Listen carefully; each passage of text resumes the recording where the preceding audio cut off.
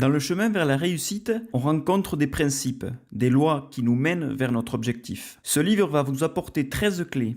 Bon, 13 clés, il en rajoute une autre que vous verrez par la suite. Je vous conseille de le lire. C'est l'un des plus impactants que j'ai lu quelques dizaines de fois. Et je l'ai toujours dans mon sac où que j'aille. Je le prends de temps en temps, je le relis, lis et relis. J'apprends ces concepts. Et aujourd'hui, je suis très content de vous le partager, de partager ces concepts avec vous, que vous puissiez passer à l'action. Le livre que je vais vous partager aujourd'hui, c'est le livre écrit par Napoléon Hill. Ce livre a été écrit pour ceux qui veulent connaître les règles, suivies par les personnes qui ont réussi et qui sont prêts à tout miser sur ces règles pour réussir. Donc si vous êtes prêts à tout miser pour avancer vers votre désir ardent, Napoléon Hill va nous motiver. Et donc je vais commencer par cette citation du livre « Réfléchissez et devenez riche » de Napoléon Hill. Dès que vous commencerez à réfléchir et à devenir riche, vous vous rendrez compte que la richesse commence d'abord par un état d'esprit et la poursuite d'un but bien défini, et que vous n'aurez pas forcément à travailler dur pour y arriver. Une deuxième citation qui m'intéresse et qui peut être impactante pour vous. Donc le succès, c'est obtenir ce que l'on veut, et le bonheur, c'est vouloir ce qu'on obtient. C'est une citation de Dale Carnegie. Donc dans ce livre de Napoléon Hill, il nous demande de faire des exercices. Et je vous conseille de les faire. C'est très intéressant et vous allez en apprendre davantage sur vous. Vous pourrez les adapter en fonction de vos besoins. Allez, sans plus attendre, on commence par le premier chapitre du livre et il s'intitule ce premier chapitre « Le désir ». Ce premier principe, il porte « Si tu as un objectif, tu dois le désirer ». Donc Napoléon Hill nous demande de faire une déclaration de nos intentions. Faire une liste des intentions, les lire chaque jour, les objectifs que nous nous sommes fixés vont être ancrés en nous. Et naturellement, on va avancer peu à peu chaque jour vers eux. Il faut définir un objectif. Donc il y a une méthode SMART qu'on verra plus tard, dans une autre vidéo sûrement.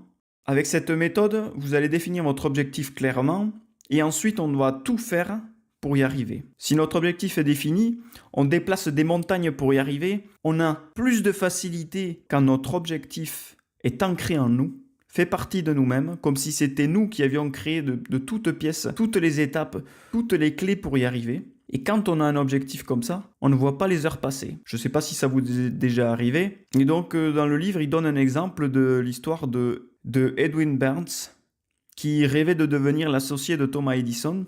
Et donc pour ce faire, il a dû quitter son emploi. Il a travaillé comme employé subalterne chez Edison.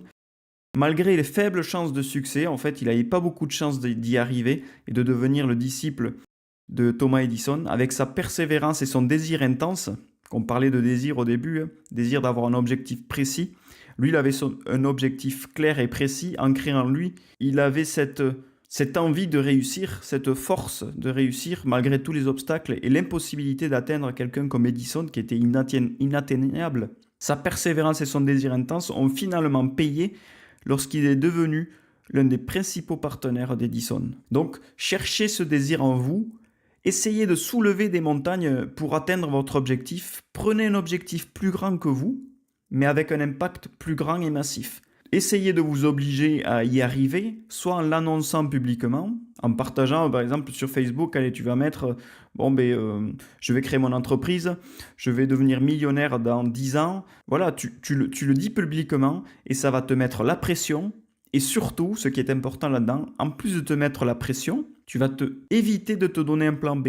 Tu n'as que l'objectif de réussir. Je vais vous donner une petite métaphore concernant une histoire que vous connaissez peut-être. C'est l'histoire de brûler ses bateaux. Donc vous voyez vos bateaux qui s'envolent en fumée derrière. En fait, vous devez brûler tout ce qui est derrière vous pour ne plus avoir le choix de revenir en arrière. On n'a plus le choix, on doit vaincre ou mourir pour remporter la victoire. Si tu n'as pas de quoi te rattacher et que tu n'as pas de point de retour, tu vas forcément réussir parce que tu n'as plus que cet objectif en face de toi. Donc celui qui veut réussir dans n'importe quelle entreprise ou projet, il doit être prêt à brûler ses bateaux afin d'éviter de battre en retraite. C'est le seul moyen pour maintenir dans l'esprit le désir ardent de gagner. C'est la clé du succès. Donc le désir ardent dans ce chapitre-là, c'est le point de départ de toute réalisation. Il doit être défini et brûlant pour motiver l'action. Voilà pour résumer ce chapitre-là. Trouvez votre désir ardent et n'ayez pas de plan B pour vous motiver à l'action.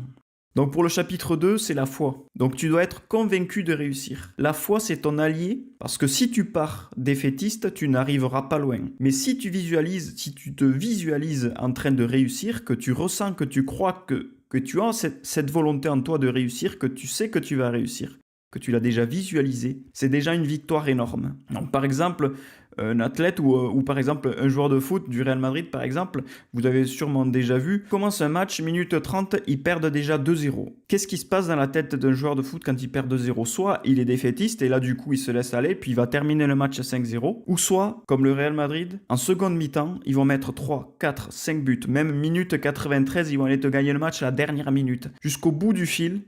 Mais c'est dans l'esprit, en fait, dans l'état d'esprit de ce club de foot, c'est la réussite. Malgré toutes les barrières qui peuvent se mettre à votre chemin, restez jusqu'au bout et persévérez jusqu'à réussir, parce qu'il y a toujours une chance tant qu'on n'a pas abandonné. C'est la croyance qui est en vous qui est important. Donc par exemple, il lui-même, il croyait fermement en fait en sa capacité d'éduquer les gens sur le succès, et finalement, il a réussi et il a vendu des millions d'exemplaires de livres de succès. Donc Napoléon Hill également, il avait la volonté en lui d'interviewer les gens qui réussissent. Il était persuadé de réussir malgré les difficultés du début et les nombreux refus qu'il a eus parmi les personnes les plus célèbres. Et donc il a persévéré, et il a même interviewé jusqu'à plus de 500 personnes. Alors si lui il l'a fait, il est parti de zéro et il a réussi, alors tout le monde peut le faire. Donc par exemple, moi quand j'étais petit, à l'âge de 10 ans, j'étais passionné d'informatique. Pourtant, à l'école, j'étais vraiment très mauvais, j'avais de très mauvaises notes. Et on m'a dit, ben non, tu n'as pas les compétences, tu n'as pas les notes qu'il faut pour y arriver, donc tu seras carrossier. Bon ben voilà, carrossier c'est très loin de l'informatique. Et pourtant, je suis parti dans d'autres métiers différents qui n'avaient rien à voir avec l'informatique. Et 20 ans plus tard, j'ai eu la chance d'y revenir et de devenir chef de projet informatique. Donc au début, j'étais parti avec beaucoup de difficultés, mais avec persévérance, 20 ans ça m'a pris pour devenir chef de projet informatique. C'était dans la foi que j'ai réussi. C'est grâce à ma volonté de réussir que j'ai pu arriver à ce niveau-là. Et après, devenir entrepreneur investisseur, mais bon, ça c'est une autre histoire. La question que vous vous posez sûrement, c'est comment développer la foi. Moi, j'ai une seule solution qui est connue, c'est de répéter ses intentions vers un objectif précis. Répéter chaque jour des affirmations pour s'orienter vers cet objectif. Et donc, comment on va le faire? Donc, on va faire une liste des intentions. Par exemple, j'ai envie d'atteindre tel objectif dans tant de temps. Ok, qu'est-ce que je dois devenir moi en premier? C'est parce que ça vient de l'intérieur. Le changement va venir de l'intérieur. On va s'écrire « Je vais devenir millionnaire dans 10 ans » par exemple. Il faudra le dire tous les jours à haute voix avec intention, tonalité et force. Je veux devenir millionnaire dans 10 ans. Je veux 10 millions de dollars, 10 millions d'euros sur mon compte dans 10 ans. Le subconscient, en fait, il va transformer ses intentions tous les jours en ses équivalents physiques jusqu'à y arriver. C'est comme une force qui nous pousse vers notre objectif. Donc la seule solution, c'est de se répéter des intentions tous les jours vers un objectif précis et de passer à l'action chaque jour une petite étape vers cet objectif. Et on va développer cette foi puisqu'on va faire des affirmations de confiance, de croyance qu'on va y arriver. Et j'aime bien aussi cette citation intéressante de Michel-Ange dans ce livre, et elle dit ce qui suit. Le plus grand danger pour la plupart d'entre nous, c'est de ne pas avoir de vision trop haute, et que nous rations notre cible. Si on a la vision trop basse, on peut l'atteindre facilement, et ça, c'est pas l'objectif. Il faut une vision haute pour nous motiver, nous challenger pour y arriver. Si l'objectif est trop facile, ce n'est pas un objectif assez élevé. Si vous y arrivez rapidement, vous serez démotivé, et vous direz « Ah mais c'est tout, en fait, je veux plus ». Alors que si vous visez plus haut, vous aurez plus de satisfaction sur le chemin et satisfaction aussi dès que vous aurez atteint votre objectif. Donc Michel-Ange dit aussi, il n'y a pas de limite sauf celle que nous nous mettons. Donc pour résumer un peu ce chapitre 2 sur la foi est essentielle pour transformer le désir en réalité. Elle nécessite la conviction et la croyance profonde en ce succès. Pour des étapes concrètes, donc faites des affirmations vers votre objectif, ensuite passez à l'action chaque jour. Mais avant ça, il faut définir son objectif SMART. Allez, passons au troisième chapitre maintenant, qui est de l'autosuggestion. Donc c'est ce que l'on a dit tout à l'heure, de se créer des affirmations. Mais l'autosuggestion ici, c'est se dire les choses à soi-même, dans l'optique d'obtenir ce que l'on veut. Donc c'est une sorte de prière que toutes les choses que l'on veut réaliser sont dedans. En fait. On appelle ça des affirmations, qui sont, si répétées maintes et maintes fois, à maintes reprises, apportent des fruits à long terme. Un conseil, prendre du temps pour toi pour écrire ces affirmations, les répéter tous les jours. Il y a plusieurs types d'affirmations, mais il faut qu'elles soient positives. Donc des affirmations de réussite, par exemple, de confiance en soi, des affirmations pour affronter ses peurs, des affirmations pour proclamer le futur, la gratitude, la guérison, bref, il y a beaucoup d'affirmations. J'en ai utilisé beaucoup dans certaines circonstances. Aussi, si pour commencer tu ne veux pas les créer toi-même, tu peux aussi les écouter. Ou il y a déjà des affirmations préécrites, mais le mieux, c'est que tu les crées toi-même, que tu les personnalises. Par exemple, je te donne un exemple sur un entrepreneur qui peut se répéter quotidiennement des affirmations comme je suis un leader réussi, je réalise mes objectifs financiers, ce qui augmente sa confiance en fait, parce que tout ça, de s'écrire ça, de se dire ça tous les jours, ça va augmenter sa confiance et sa détermination pour réussir. Ou encore, par exemple, un sportif qui a besoin d'un objectif concret, il a besoin d'un objectif pour affronter ses défis. La première étape, il va se dire, bon, je dois faire le 100 mètres à moins de 5 secondes, par exemple, je dis une bêtise. Eh bien, il va se voir en train de faire l'effort, en train de s'entraîner tous les jours pour y arriver. Donc dans sa tête, il va se visualiser et il va se dire tous les jours, je suis capable de le faire, je vais y arriver, je vais faire cet effort pour ma famille, pour moi, pour cet objectif, pour la récompense qu'il y a au bout. Voilà, c'est se dire, se répéter tous les jours ces affirmations pour réussir. Car ces affirmations, en fait, elles sont puissantes. Elles formatent ton cerveau pour l'orienter vers ce que tu désires le plus accomplir. Je vous conseille de le faire. Essayez au moins de le faire. Commencez par exemple, 10 affirmations. Il faut que ces affirmations commencent toujours par « je » et qu'elles soient surtout au présent. Et vous devez les répéter à voix haute, avec tonalité et intention. Plus vous mettiez d'intention et de tonalité, plus votre cerveau va assimiler ces affirmations et tout ça va se réaliser et tous les jours vous y penserez. Donc vous agirez en conséquence de ce que vous vous dites tous les jours. Donc je vous propose un challenge de tester. Prenez une feuille, notez vos 10 affirmations au présent avec le jeu devant. Je veux ce résultat dans 30 jours. Je veux faire tant de pompes tous les jours.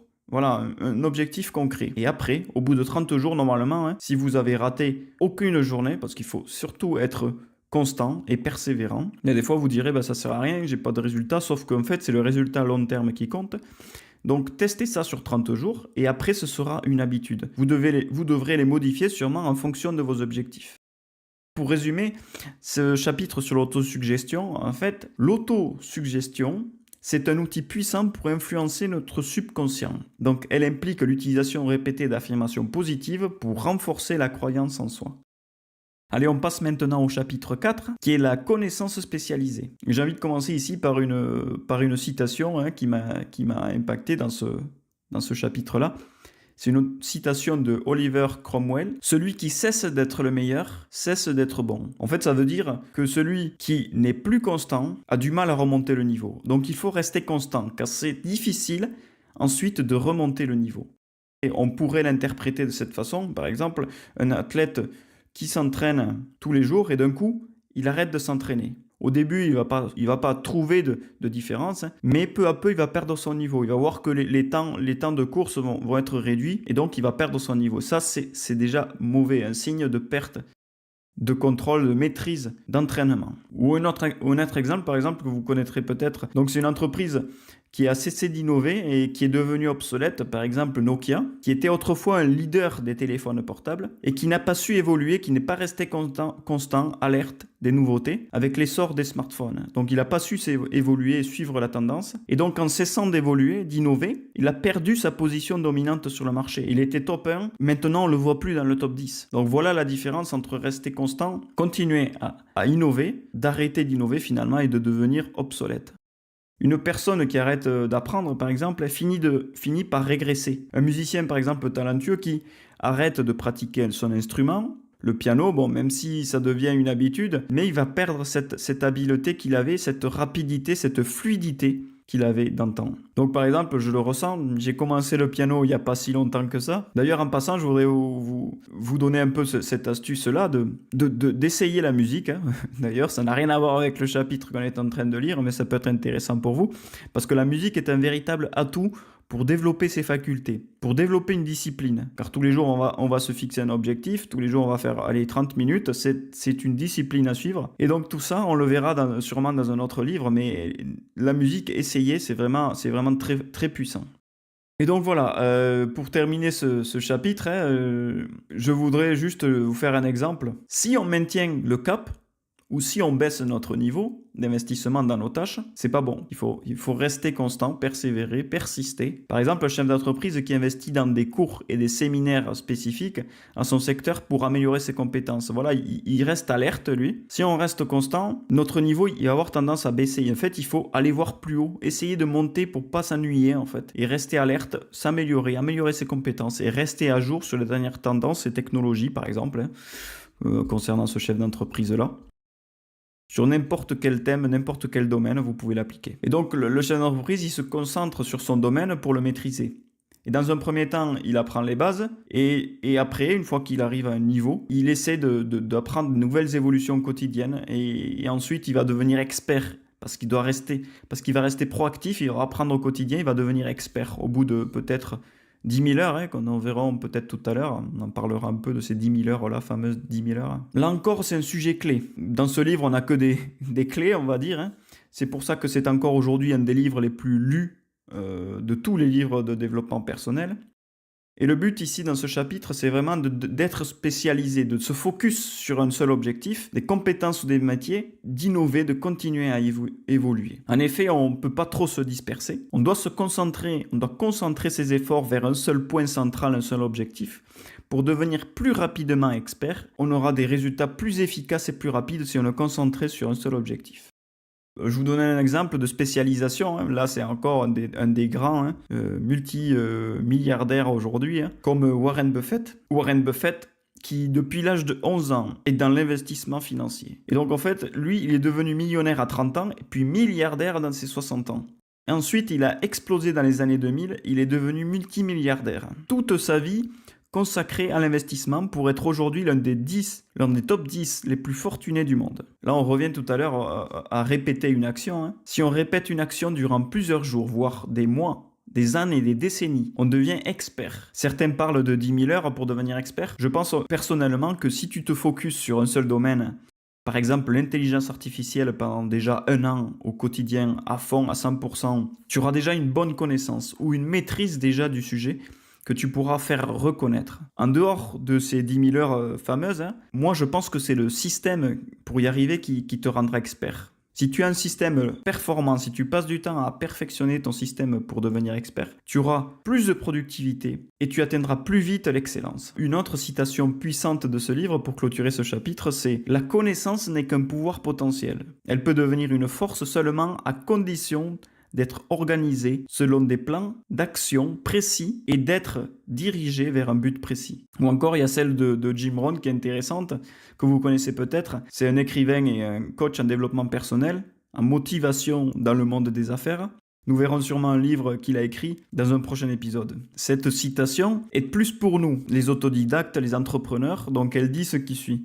Des études officielles vous permettront de gagner votre vie, mais l'autodidaxie vous permettra de devenir riche. Alors qu'est-ce que ça veut dire ici? Vous pouvez étudier ce que vous voulez, les théories que vous voulez, mais c'est le passage à l'action, l'innovation, les recherches que vous ferez personnellement qui vous permettront de devenir riche. Et pour résumer ce chapitre, la connaissance générale n'est pas suffisante pour réussir. Il est fondamental d'acquérir une compétence, une connaissance spécialisée dans son domaine d'activité. La connaissance générale n'est pas suffisante pour réussir. Il est fondamental d'acquérir une connaissance spécialisée dans un domaine d'activité précis. Allez, on passe au chapitre 5, l'imagination. Je vais commencer par un exemple. Walt Disney, qui avait utilisé son imagination pour créer un empire du divertissement en transformant des idées innovantes en parcs d'attractions à thème, en produisant des films et des produits dérivés.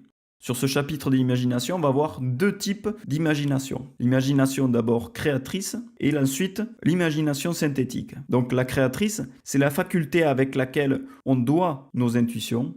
En fait, nous avons des intuitions et on a des inspirations. Et par laquelle, en fait, on a nos idées fondamentales ou nouvelles qui nous parviennent. On a des vibrations, on ressent des choses. On a des idées pour avancer. On a des problèmes, on va trouver des solutions rapidement. Et c'est par cette imagination créatrice que l'on va trouver nos intuitions et nos inspirations. On ressent aussi des choses venant des autres qui nous sont transmises.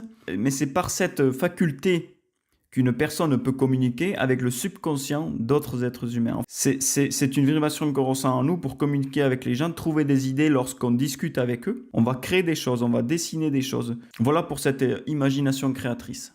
Et ensuite, on a le deuxième type d'imagination. Après la créatrice, on a la synthétique. Grâce à cette faculté synthétique, on peut organiser de nouvelles manières de vieux concepts que l'on a en nous. En fait, on a des concepts en nous et la synthétique va faire rejoindre ces concepts entre eux pour créer de nouvelles idées et des plans existants. Plutôt, la créatrice va créer des choses et celle-ci va organiser les choses. Elle ne crée rien. Elle s'appuie simplement sur l'expérience que l'on a, sur l'instruction, l'observation que l'on fait au quotidien, sur les choses qu'on voit, les choses qu'on apprend. C'est à elle que l'on fait le plus souvent appel. Quand on est inventeur, qu'on veut inventer quelque chose, on va se baser d'abord sur ce que l'on connaît, et ensuite on va se baser sur ce que l'on voit. Par exemple, un inventeur, à l'exception d'un génie, lui, il recourt plutôt à l'imagination créatrice. Lorsqu'il ne parvient pas à résoudre son problème au moyen de l'imagination synthétique, il va aller chercher la création. Pour moi, je te propose quelque chose de prendre du temps pour imaginer. Installe-toi tranquillement, sirote-toi un café, un cocktail, n'importe quoi. Donc prends un temps pour imaginer, trouver des idées de projets, développer ta créativité et ta synthèse, en écrivant par exemple, en dessinant pourquoi pas, en méditant sur un sujet, en faisant des diagrammes, des dessins, n'importe quoi. Mais prends ton temps pour développer cette imagination. Prends du recul aussi si tu as un problème ou quelconque. Tu prends du recul, tu l'écris, ce problème. Tu détermines des étapes ou des solutions pour le résoudre. Des dessins, des schémas, ce que tu veux. Tu verras que ça va développer ta création et tu vas peut-être trouver une solution plus facilement que tu ne le pensais. On est constamment perturbé par les notifications aussi, des informations qui nous empêchent de prendre notre temps, de se reposer et de s'éloigner de notre vie quotidienne. Alors, moi, je t'invite à prendre du recul, prendre du temps pour toi, pour réfléchir et mieux anticiper, te préparer pour les choses qui arrivent. C'est fondamental pour moi. Prendre du temps pour toi, au moins 5 minutes par jour, sans distraction. Tu peux commencer par 5 minutes, après tu peux augmenter petit à petit. Mais prends du temps pour toi, pour respirer, pour noter ce que tu ressens et pour prendre du recul sur des problèmes ou autres situations difficiles que tu rencontres. Donc on n'est pas pressé. C'est vrai qu'aujourd'hui on est dans une société où on a besoin d'aller vite, toujours plus vite, apprendre des choses plus vite. Non. Avant, on prenait notre temps, maintenant on ne le prend plus. Je sais que c'est difficile, mais assis-toi et fais-le. Tu verras les bénéfices rapidement, je te le garantis. Pour résumer donc ce chapitre 5 sur l'imagination, créatrice et synthétique. Donc, pour vous dire que l'imagination, en fait, c'est la clé pour transformer ces idées en réalité. Elle permet de créer des plans innovants et de résoudre des problèmes de manière créative. Allez, passons maintenant au chapitre 6. Après tout ça, on a déterminé un objectif précis. On va élaborer un plan pour y arriver. Il faut planifier tout ce qui peut être planifiable pour anticiper, faire baisser notre niveau de stress, pouvoir organiser pour éviter les erreurs, avoir une boussole qui nous guide vers notre objectif. Bref, il faut faire ses petits pas, écrire ses petits pas pour arriver à cet objectif. Par exemple, un entrepreneur va créer un plan d'affaires détaillé, y compris des étapes spécifiques, des échéances, des deadlines, des ressources nécessaires pour lancer une nouvelle entreprise de technologie. Plus votre plan sera précis, plus vous allez réussir à atteindre votre objectif et moins vous aurez de stress, moins vous vous poserez la question de ce que vous devez faire à n'importe quel moment. Et donc, il y a 2 étapes concrètes pour y arriver. Napoléon Hill nous propose 2 pas concrets. Le premier, c'est on doit être engagé dans ce qu'on fait. Donc, engagé vers cet objectif. Par exemple, vous devez être engagé dans une entreprise d'une grande importance pour vous, donc qui vous impacte beaucoup, avec des personnes qui vont vous enrichir et vous serez sûr de réussir. Il vous faut des plans les plus parfaits possibles. Étape 1, j'écris sur un papier mes étapes. Ce serait la première étape, par exemple. Par exemple, je recherche un appartement à acheter. Étape 1, je note mes critères d'appartement. Qu'est-ce que je recherche? Quel est mon budget? Donc, je dois voir ma banque. Donc, voilà, quel est mon budget, etc. Je fais mon plan. Ensuite, étape 2, je vais voir ma banque, je la sollicite. Étape 3, je regarde les annonces qui correspondent à ce que je recherche. Je détermine un critère de visuel, par exemple. Vous visitez, ainsi de suite. Vous faites la première offre, le compromis de vente, etc. En fait, vous devez tout détailler de A à Z. Deuxièmement, vous devez obtenir l'avantage de l'expérience, de l'éducation et des talents naturels de l'imagination des autres esprits. Qu'est-ce que je veux dire par là? Ce que l'on fait, tous ceux qui ont réussi à accumuler une grande fortune, donc c'est avoir un objectif concret et un plan. Tout objectif sans plan, c'est comme marcher sans avoir de direction. Tu vas te perdre et tu vas même oublier où tu vas. Si tu n'as pas de boussole pour te guider vers ton objectif, tu n'arriveras nulle part ou même tu abandonneras. Car tu ne connaîtras pas l'action suivante pour réaliser et tu ne connaîtras pas le prochain pas. Alors comme je t'ai dit tout à l'heure, assis-toi, prends une feuille, note tes objectifs et détaille les petites étapes pour y arriver. Premier pas, définis ton objectif. Deuxième pas, détaille tes étapes. Ensuite, note sur un calendrier la date butoir. Sûr, il y a une date à laquelle tu veux atteindre ces objectifs. Quelle date tu vas faire chaque étape. Puis ensuite, prends chaque jour, chaque semaine et répartis tes petites étapes pour évoluer un peu plus chaque jour. Et voir ne serait-ce que 1% de résultats. Tu verras que tu auras plus d'1% de résultats à la fin de l'année. Donc je te laisse réfléchir et n'hésite pas à me dire si après avoir planifié tes objectifs, tu as rencontré des résultats et si tu as réalisé tes objectifs, et quelle est ta prochaine étape? N'hésite pas à me le dire en commentaire. Et pour résumer ce chapitre, un plan détaillé et organisé est essentiel pour atteindre ces objectifs. Il doit être clair, précis et soutenu par une action continue. Un plan détaillé, des étapes et des actions quotidiennes et de façon constante. Allez, passons maintenant au chapitre 7 qui porte sur l'esprit de décision. Donc, la procrastination ou l'indécision, c'est le contraire de la décision et c'est l'ennemi commun que chaque homme doit vaincre. Ça, c'est une phrase qui est issue de livre, bien sûr, mais elle est super puissante. La procrastination ou l'indécision, c'est le contraire de la décision et c'est l'ennemi commun que chaque homme doit vaincre. On doit lutter chaque jour contre cette procrastination ou cette indécision. Et ce qui est puissant en fait, c'est que nous avons la capacité de pouvoir faire des échecs, d'apprendre et de prendre des décisions. Prendre la décision de continuer pour améliorer ses compétences et continuer à avancer. Parce qu'il y a un moment donné, nous prenons toujours la décision la plus simple. Aujourd'hui, j'ai envie de rien faire. Je m'arrête, je vais faire une pause. Est-ce que la pause est parce que vous êtes fatigué ou c'est une pause parce qu'on ne voit plus cet objectif? On doit se poser cette question. Et parfois, la décision la plus simple, c'est pas le meilleur chemin en fait, mais seulement celui le moins contraignant, puisqu'effectivement, on a tendance à avoir le chemin le plus simple plutôt que la difficulté. La difficulté nous fait peur, nous éloigne, nous empêche d'avancer. Je vous donne l'exemple de Jeff Bezos, qui a pris la décision un jour de créer Amazon, une décision qui a été rapide. Malgré les incertitudes, il a pris la décision rapidement pour ne pas se poser de questions. Et donc, cette capacité à prendre les décisions éclairées rapidement a contribué à son succès de son entreprise. Si tu as une idée, par exemple, qui te trotte dans la tête depuis longtemps, mais que cette idée, en fait, revient sans cesse, mais que tu ne passes pas à l'action, c'est peut-être que réellement ce projet, soit il te tient à cœur, soit il ne te tient pas à cœur. Mais prends une décision rapide. Si tu veux commencer, vas-y.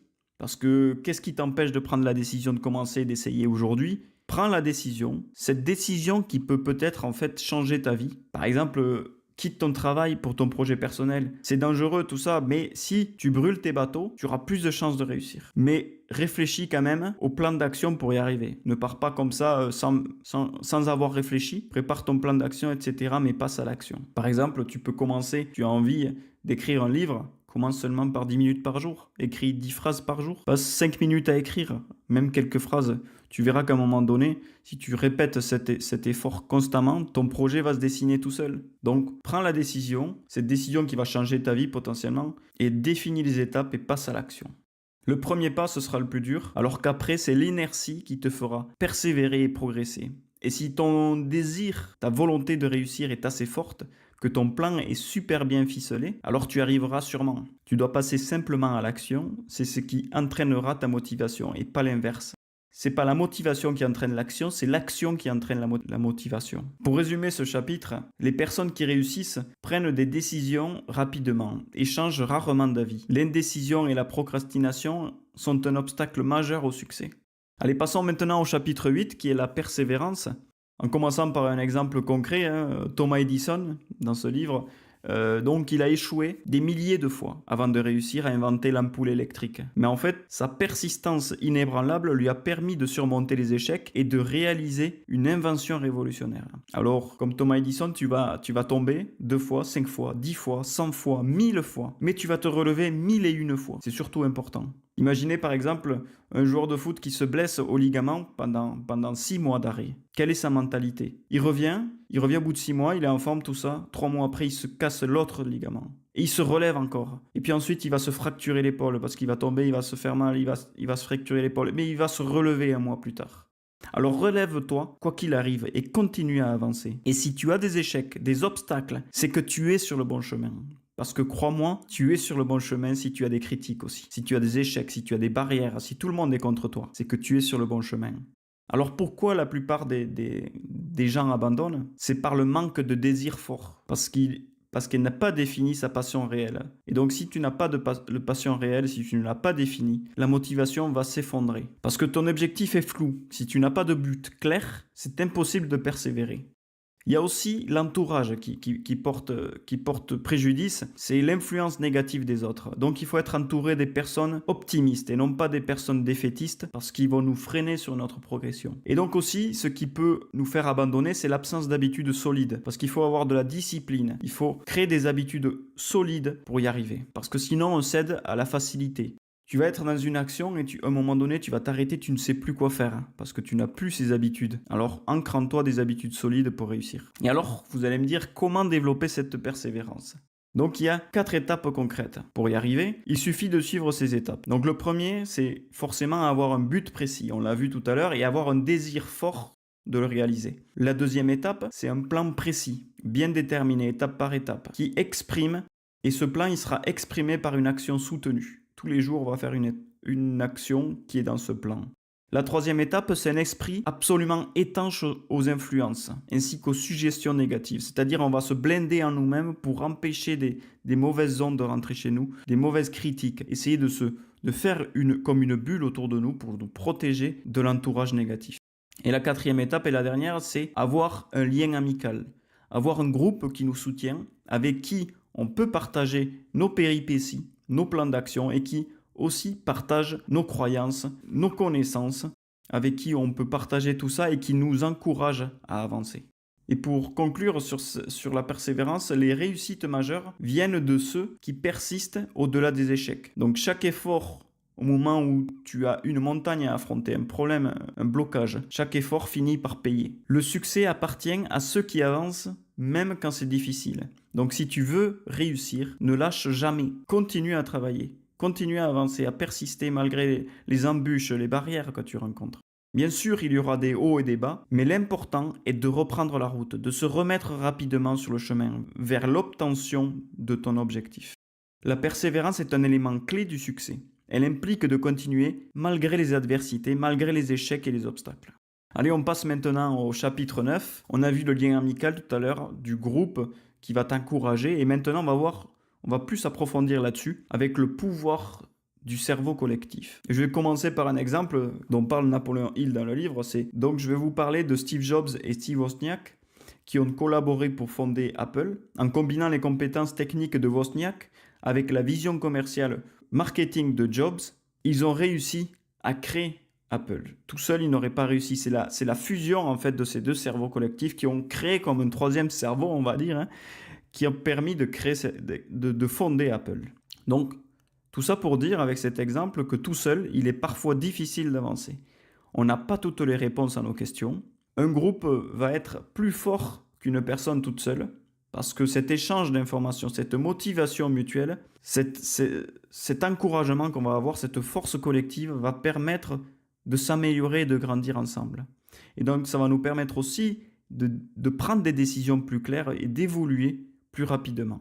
En combinant, par exemple, tes compétences avec tes amis, tes collaborateurs, tes collègues, en créant un groupe, par exemple, de travail, de team building, par exemple, c'est là qu'on va créer une communion entre plusieurs personnes.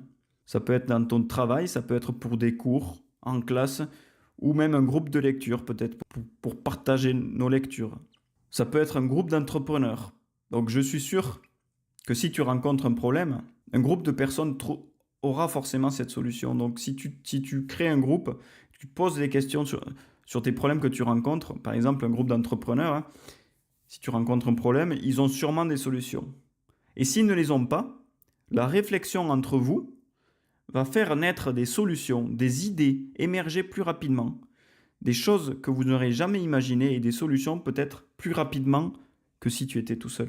Donc par exemple, si tu as deux personnes qui sont séparées, ils ont chacun leur propre cerveau, bien sûr, et prennent leurs idées de leur côté. Maintenant, imagine qu'ils collaborent ensemble. Ce que dit Napoléon Hill là-dedans, c'est 2 cerveaux ensemble valent mieux que 2 séparés. Et 2 cerveaux ensemble créent un troisième cerveau, maître et plus fort. Donc c'est l'union des cerveaux séparés, des forces séparées qui permettent d'avoir des résultats largement supérieurs à ces 2 cerveaux séparés. Donc tu dois créer un groupe. Je te propose de créer un groupe, intègre-toi, ou si tu ne veux pas le créer, intègre-toi dans un si tu le souhaites. Tu en verras vraiment les résultats, j'en suis sûr. Il y a beaucoup de groupes existants dans ton secteur d'activité, j'en suis sûr. Il suffit de le trouver et de participer activement à son amélioration. Parce qu'il faut en fait dans la vie générer des unions. L'humain n'est pas fait pour être tout seul, il est fait pour être en communauté, vivre en communauté, partager ses avis, ses envies, ses idées, ses problèmes. Vous devez générer des unions pour améliorer vos résultats. Profitez des résultats des autres aussi, de ceux qu'ils ont appris, des échecs qu'ils ont eus pour apprendre de ces erreurs et ne pas les répéter. Et donc vous profiterez des connaissances, des compétences des autres, mais eux aussi profiteront de vous. Donc pour résumer ce chapitre sur le cerveau collectif, c'est un groupe de personnes qui travaillent ensemble pour atteindre un objectif commun. Il permet de combiner des compétences et des connaissances de chacun. Allez, le chapitre 10, donc est un peu spécial, il parle du mystère de la transmutation sexuelle. Alors ce que dit Napoléon Hill là-dessus, c'est que la transmutation sexuelle, c'est l'art de transformer l'énergie sexuelle en énergie créative et productive. Et il dit que cette transmutation sexuelle, c'est l'énergie la plus puissante de toutes. On va donner un exemple là-dessus. Un artiste qui utilise l'énergie et la passion de ses désirs pour créer des œuvres d'art inspirantes et novatrices, plutôt que de les laisser se manifester uniquement physiquement. Passer de cette envie physique à créer des choses avec cette force-là que nous avons, à créer des choses inspirantes et novatrices. Pour moi, personnellement, je pense que dans ce chapitre, l'auteur veut parler, du moins c'est ce que j'interprète, d'utiliser son énergie sexuelle, canaliser ce flux sexuel qui est en toi, canaliser ce flux vers des actions ou donner vie à des idées pour atteindre des objectifs concrets qui peuvent changer le monde ou notre vision des choses. Donc cette énergie peut nous aider à résoudre des problèmes. Voilà ce que j'en pense. Vous me direz, vous, en commentaire, que vous comprenez sur ce sujet après avoir lu ce chapitre. C'est vrai que ce chapitre n'est pas si clair pour moi, mais dites-le moi en commentaire si vous avez une idée différente sur ce sujet. Allez, on passe maintenant au chapitre 11, qui est le subconscient. Donc on est tous nés avec un paradigme, quelque chose qui nous a définis, et qui vient principalement de nos gènes, de nos ancêtres, de l'état d'esprit de notre entourage, des rencontres que l'on a faites dans notre vie. On dirait en fait que l'on est formaté. Mais si je vous disais que tout ça, tout ce formatage que nous avons en nous, c'est reprogrammable. On peut changer, on n'est pas défini dans un but précis. On peut changer en cours de route, évoluer. Donc je te donne un exemple, par exemple, un athlète, par exemple Michael Phelps, qui utilise la vision mentale pour mieux nager, pour se visualiser, pour programmer son subconscient pour réussir lors d'une compétition. Donc il imagine avant chaque course comment il va réussir tout ça. Et je crois que c'était dans les Jeux Olympiques en 2008, durant une de ces nages, ces lunettes, en fait, elles ont pris l'eau.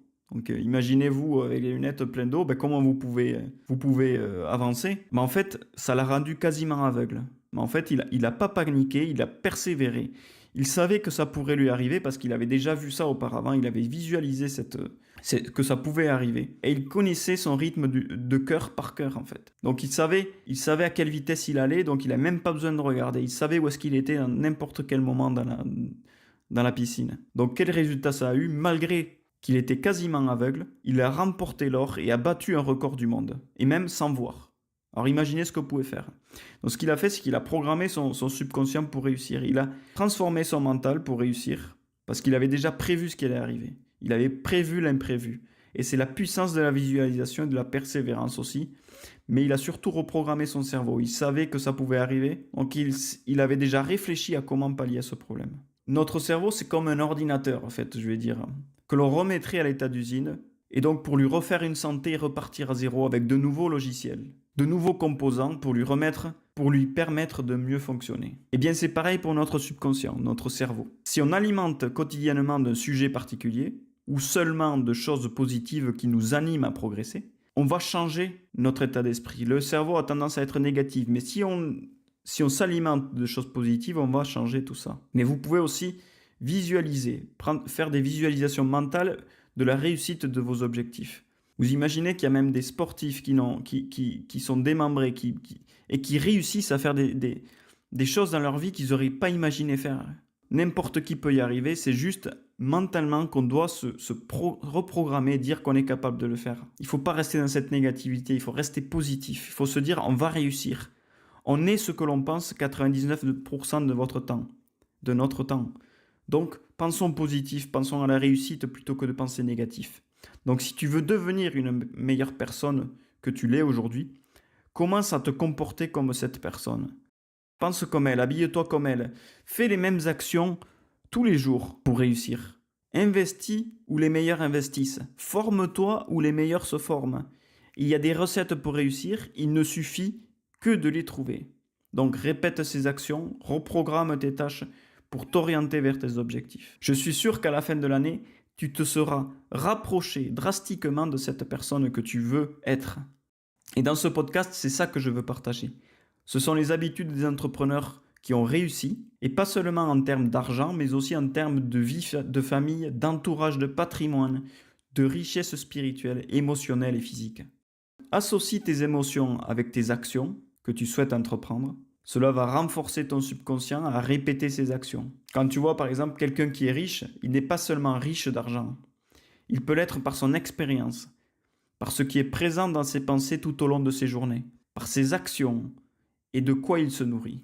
Donc tu dois te nourrir de choses positives, de choses qui te font plaisir, de choses qui te font rêver, mais pas de choses négatives. Je te souhaite cette richesse en fait, parce que l'argent ne donne pas le bonheur. C'est juste le conducteur. Il y contribue bien sûr, on ne va pas se leurrer, mais c'est un facilitateur. Mais tes actions sont plus fortes que l'argent.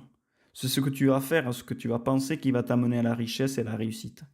Cherche d'abord la richesse intérieure et après tout le reste viendra tout seul. Donc pour résumer un peu ce chapitre-là, le subconscient, il joue un rôle crucial dans la réalisation de tes objectifs. Il peut être programmé par des pensées et des émotions positives. Allez, on est au chapitre 12, il nous reste encore le 13 et puis ensuite le 14. Allez, c'est parti. Donc le cerveau, donc le chapitre 12, c'est rester positif. On en a parlé tout à l'heure, les affirmations positives vont nous permettre d'avancer, mais c'est aussi la loi de l'attraction. C'est un principe simple en fait, le positif attire le positif. Donc par exemple, un professionnel qui utilise la méditation et des techniques de gestion de stress pour maintenir une attitude mentale positive, si tu prends tous les jours un temps pour méditer et pour avoir de la gratitude, des affirmations positives, ça va te permettre de rester concentré et productif. La méditation te permet d'être productif et concentré, ça on l'a vu.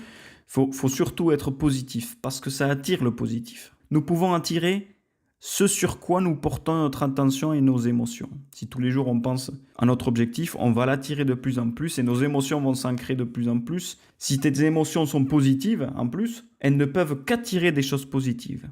Ce principe en fait de la loi de l'attraction, ça provient du livre, je ne sais pas si on le verra plus tard, sûrement, ce livre qui s'appelle Le Secret. C'est un livre de Rhonda Byrne qui nous explique que l'univers conspire pour nous aider à réaliser nos aspirations si nous nous concentrons positivement sur elles. Donc si vous pensez à l'échec, vous créerez des conditions d'échec. À l'inverse, si tu te concentres sur tes objectifs, sur des pensées qui sont constructives et positives, tu favoriseras des actions qui te rapprocheront du succès.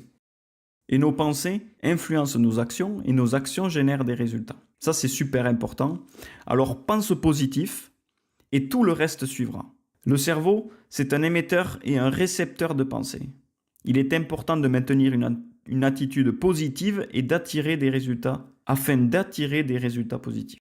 Allez hop, maintenant le chapitre 13, le sixième sens qu'il appelle Napoléon Hill. Et alors, qu'est-ce que c'est ce sixième sens ? Donc, se focaliser sur ses objectifs avec positivité, ça nous amène à avoir des idées ou des intuitions qui semblent survenir de nulle part. Par exemple, un investisseur fait confiance à son intuition pour prendre des décisions financières critiques en s'appuyant sur son expérience, par exemple, et sa compréhension sur les marchés. Et donc, il a une intuition. Et ça, cette intuition, c'est le sixième sens qu'appelle Napoléon Hill dans ce livre. Alors, je vais vous donner un exemple. Ça vous est sûrement arrivé de vous réveiller avec une idée qui peut résoudre un problème crucial alors que la veille, vous aviez ce problème-là, vous ne saviez pas comment le résoudre. Et la nuit, Et pendant la nuit, vous avez trouvé ce problème alors que vous avez pris ce recul-là.